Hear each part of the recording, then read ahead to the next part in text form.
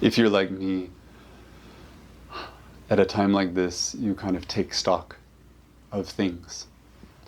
And that might be your relationships, it might be your job, and it might be your practice. And unlike a lot of practices, it's hard to take stock of Zen practice. It's hard to say, how am I doing? We don't have ranks, we don't have levels, we don't have a curriculum. We just kind of do the same thing over and over and over again, forever. So if you feel that impulse to say, how am I doing?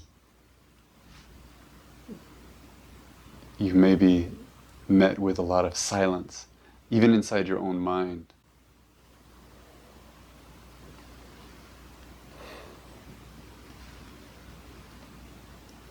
But when we have that impulse, when we have that question, I think one of the things that we can do is return to kind of first principles, the simple things.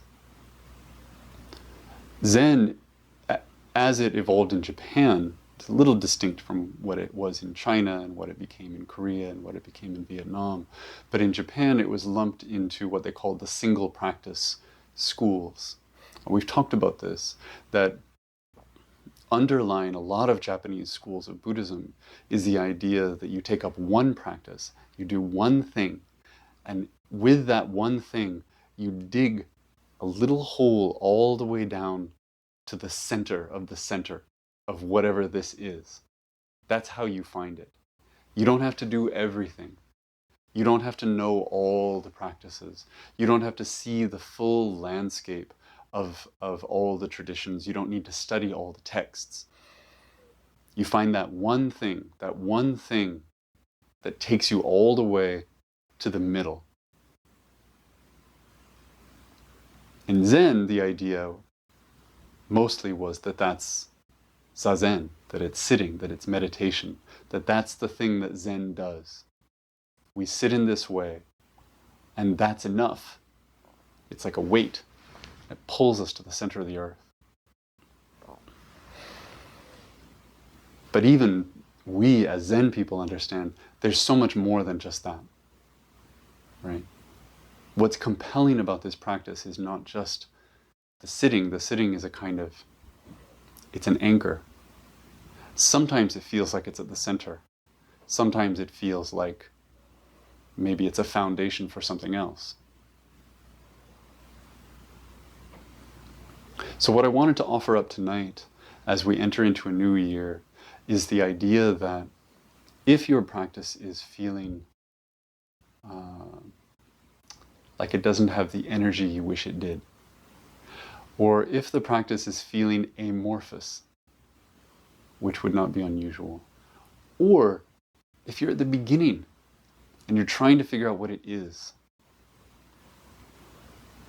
we can come back to this basic idea, this very simple idea of taking one thing, just one thing, and using it to dig down. And I'll give you an example, really simple. I've been sitting now for 32 or 33 years. And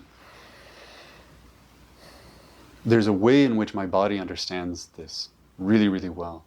So when I sit down, there's a kind of shape that I make, and it happens almost instantly. And it's kind of comfortable, and it feels like what I know. Right? But it's a little bit, I started to realize I sit a little bit like an old man in the way that I would see my teachers sit in Japan.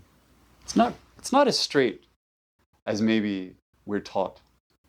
You know, I'm starting to settle into my body in a way that maybe doesn't look like the photographs.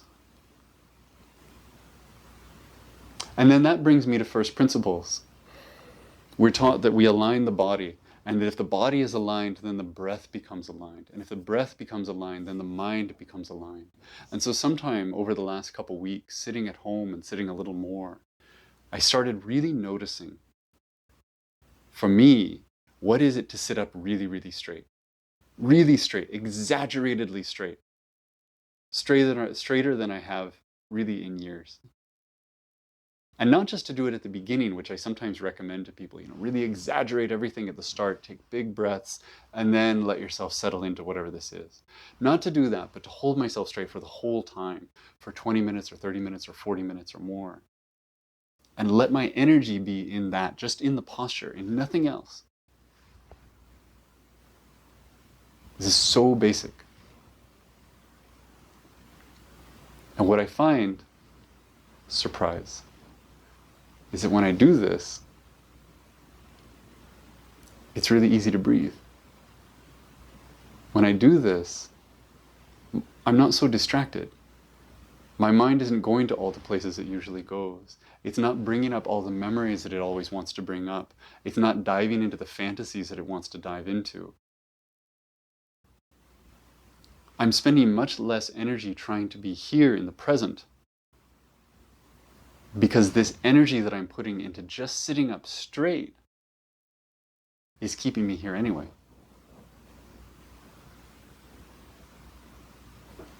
And so I'm rediscovering something that I was taught decades ago.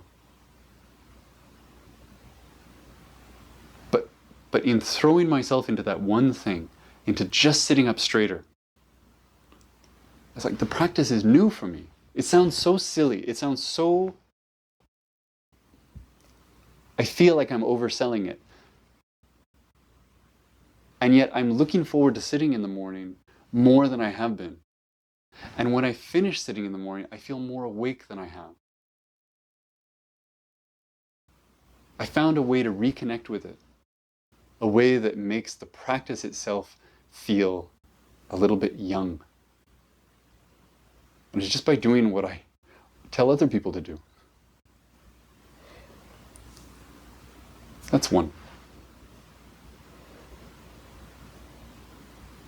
And if that's what you need, if you need to find a new way to look at sitting, if you want to bring a little life into that, maybe that's good for you.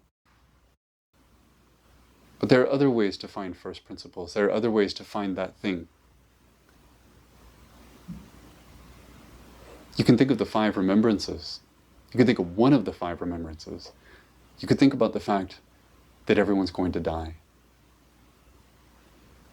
My dad died last August, and I had the July. And I had the experience for weeks of looking at everyone as someone who was going to die. People walking their dog, my kids, people in the store. It wasn't morbid. It wasn't dark. It was kind of fascinating. And the way that I related to people felt a little more delicate. It felt a little more gentle, because I sometimes felt like I knew something they didn't know. I was looking at it when maybe they weren't. They probably weren't.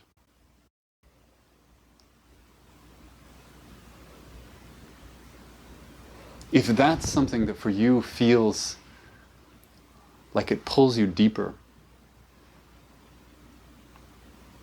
pick it up as central. Make that the thing that you do. So that when you wake up in the morning, until the time you go to bed, you're just holding this one challenge for yourself to never forget that one point about yourself and the people you meet, and the people you see, and the people you remember. To hold that lens and see what it does.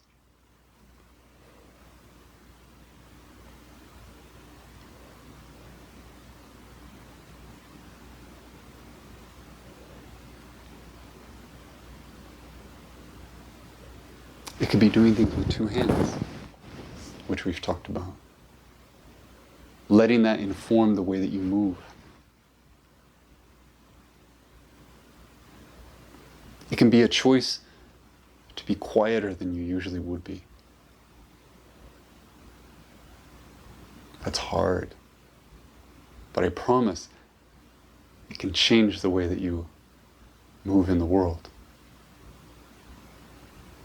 Just to sometimes let an idea arise and then go unsaid.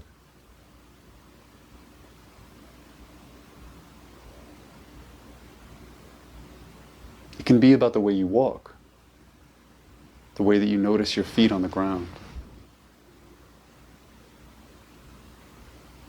or the way that you listen.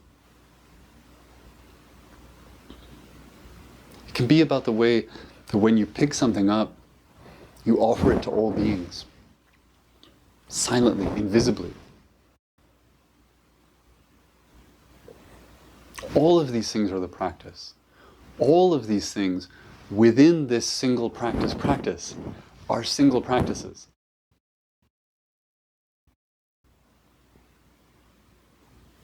That have the power and the depth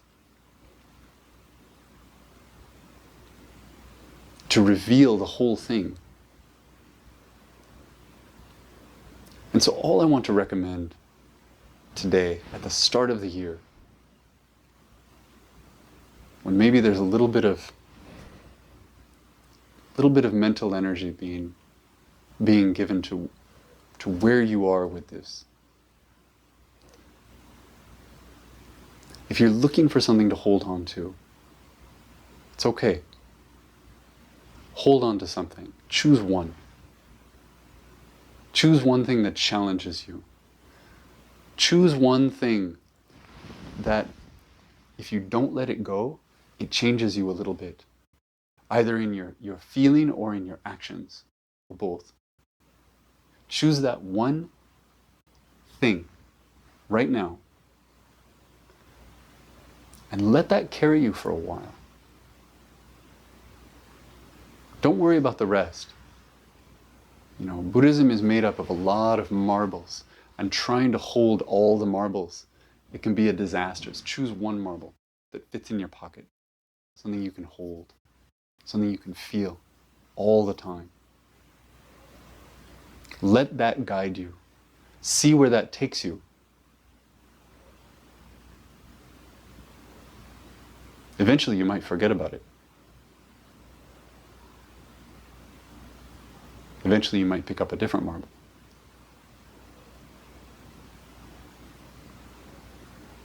But don't feel like you need to stay in this amorphous place if what you want is something a little more concrete, a little more straightforward, a little more encouraging. Let yourself have that.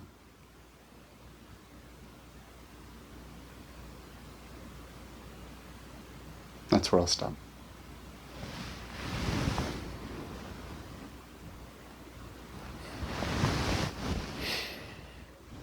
Let's bow to each other.